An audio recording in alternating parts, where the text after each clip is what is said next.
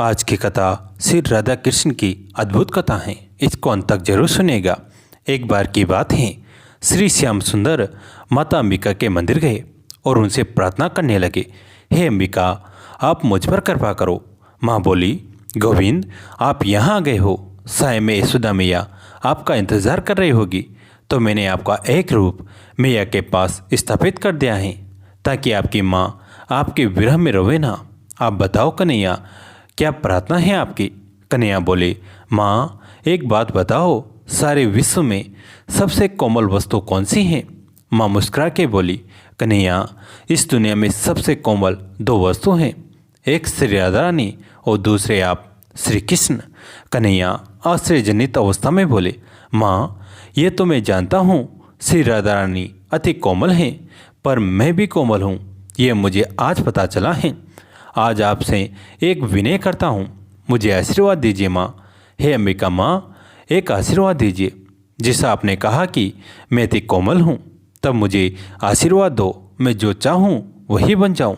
माँ बोली, जाओ कन्हैया, आपको दे दिया मैंने आशीर्वाद, आप जो चाहो वो बन जाओगे। कन्हैया अति प्रसन्न हुए और अपने घर चले गए। तब कन्हैया ठीक श्री राधा रानी के सम्मुख पहुँच गए। कन्हैया श्री राधा रानी के आभूषण की तरफ देखते हैं जो श्री ललिता जी सजा रही थी श्री राधा रानी को। तभी श्री कृष्ण सोचे, ये आभूषण कितने कठोर होते हैं, जो मेरी श्री राधा रानी को कष्ट देते होंगे। वो इन कठोर आभूषणों को पहन जरूर लेती हैं, केवल और केवल मेरी प्रसन्नता के लिए, मैं सुखी रहूं। परंतु इतनी सुंदर कोमल श्री राधा रानी को आभूषणों की क्या आवश्यकता है? ये देखो, ये कर्ण झुमका कैसे इनके कोमल कानों को कष्ट दे रहे हैं। गले में लंबा हार तो देखो, लंबा हार पहन के कैसे झुकी झुकी चल रही हैं मेरी कोमलांगनी श्री राधा। साड़ी तो देखो कितनी भारी, नत बेसर कोमल नासिका को जकड़ कर बैठी हैं। तब श्री कृष्ण सोच रहे हैं, अंबिका माँ ने मुझे कहा है मैं अत्यंत कोमल हूँ इस पूरी सृष्टि में, और मैंने उनसे वरदान भी ले लिया है कि मैं जो चाहूँ वह बन जाऊँ। तब कन्हैया उसी समय अपने एक रूप से श्री राधा रानी के सारे आभूषण बन गए। उनकी साड़ी, लहंगा, कचौकी, सिंदूर, महावर, नथ, बेसर, करदनी, अंगूठी आदि सब कन्हैया स्वयं बन गए, क्योंकि वो अति कोमल हैं और श्री राधा रानी को कोमलता लगे इन आभूषणों से जो मेरे रूप से बने हैं। कन्हैया सब आभूषण स्वयं बन गए और दूसरे रूप में ललिता जी से बोले, हे प्यारी सखी ललिते, आप श्री राधा रानी को ये आभूषण पहनाओ जो अत्यंत कोमल है। श्री राधा रानी हठास करती हुई बोली, ललिता जी, नंदगांव के आभूषण कोमल भी होते हैं क्या? ललिता जी ने सारे आभूषण ले लिए और श्री राधा रानी को पहनाने लगी। तब एक एक आभूषण से श्री राधा नाम की ध्वनि होने लगी। श्री राधा रानी बोली, ये आभूषण मेरा नाम क्यों गा रहे हैं ललिते? कन्हैया जानते थे कि यह सब आभूषण वो स्वयं बने हैं, तभी आभूषणों, वस्त्रादि से श्री राधा राधा की ध्वनि हो रही हैं। एक एक आभूषण और वस्त्रादि जो अत्यंत कोमल थे, श्री राधा रानी को अत्यंत सुख पहुंचा रहे थे। श्री राधा रानी बोली, ललिता जी, पहली बार आभूषण वस्त्रादि मुझे श्याम सुंदर का आलिंगन सुख पहुंचा रहे हैं। कन्हैया अति प्रसन्न हुए कि मेरी कोमलांगी को मैं स्वयं अपनी कोमल देह से वस्त्र आभूषण बनकर उन्हें सुखी कर दिया। ऐसा क्यों हुआ? क्योंकि श्री कृष्ण श्री राधा रानी के आभूषण वस्त्र कोमल बने। क्योंकि एक दिन श्री चित्रा सखी श्री राधा रानी की वेणी में फूल का गजरा बांध रही थी और सखी गुणमंजरी फूलों का गजरा बना बना के श्री चित्रा को दे रही थी और चित्रा श्री राधा रानी की वेणी में बांध रही थी और यह दृश्य श्री कृष्ण झाड़ियों में छिपके देख रहे थे। तभी श्री राधा रानी की वेणी में जैसे ही सखी चित्रा जी पुष्प बांधती, तभी श्री राधा रानी अपने केसों को फैलाकर सारे फूलों के गजरे को धरती पर फैला देती। तब चित्रा जी कहती, ये क्या कर रही हो श्री राधा रानी? आप सारे पुष्पों की माला गजरा जो हम आपको पहना रही हैं, आप सारे केस फैलाकर क्यों गिरा रही हो?